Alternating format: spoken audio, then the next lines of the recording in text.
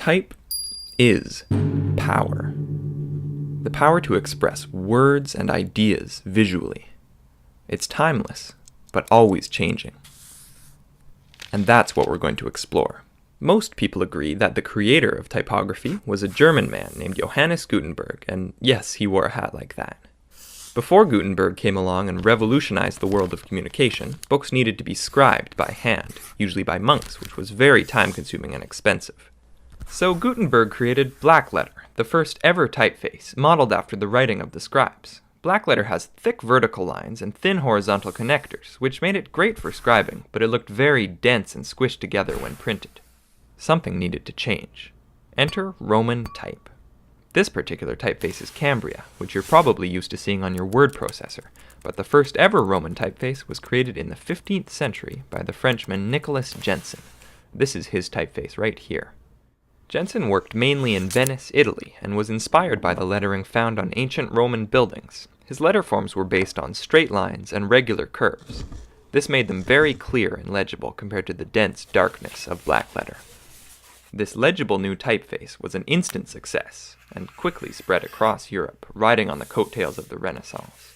The next major innovation in typography after Roman letters was italics, which are like slanted and stylized versions of Roman type. They were created in the late 15th century by Aldus Manutius from Italy as a way of fitting more letters onto the page and saving money. Now we use italics interspersed in Roman type for emphasis.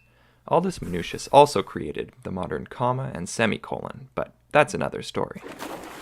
Type development stayed fairly stagnant until the 18th century in England, when William Caslon created a typeface that set a new standard for legibility. While it wasn't anything radical, it was just what the world was looking for. The style of Caslon's typeface is now referred to as Old Style. A few decades later, another Brit named John Baskerville created a new variety of typeface, which we call transitional. Later still, a Frenchman named Didot and an Italian named Bodoni created typefaces that we have classified as modern. Most serif typefaces fit into one of these three categories, but what does each category mean? An old-style typeface has letters that have thick serifs and low contrast between thick and thin strokes.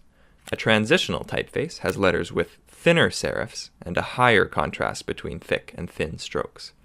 And a modern typeface has letters with very thin serifs and extreme contrast between thick and thin strokes. Next, William Caslon's great-grandson, named William Caslon IV, got sick of all of these serifs, so he decided to remove them entirely and made a new kind of typeface, called a sans serif. It didn't catch on immediately, but would eventually get really big. During the Second Industrial Revolution, advertising created a need for new typefaces. Letters were made taller and wider, mainly used in large sizes on posters and billboards. Things got pretty weird, but one happy result of all of this experimentation is Egyptian, or slab serif. It has really thick serifs and is usually used for titles. As a backlash to the complexity found in typefaces of the 19th century, the early 20th century brought something simple. Paul Renner from Germany created a typeface called Futura, and it was based on simple geometric shapes. This is called the geometric sans. Around the same time, a British man named Eric Gill created a typeface called Gill Sans that was similar to a geometric sans, but with gentler, more natural curves, and this is called a humanist sans. The next major step in the world of sans serifs happened in Switzerland in 1957 with the introduction of Helvetica. It has simple curves and is available in many different weights, and some would call it the world's favorite typeface. The world of typography changed forever with the introduction of the computer. There were a few difficult years of crude pixel type due to the primitive screen technology. But then technology evolved and computers began to allow for the creation of thousands of beautiful typefaces. And the odd dud. But now anyone has the freedom to create their own unique typeface. And that is the history of typography.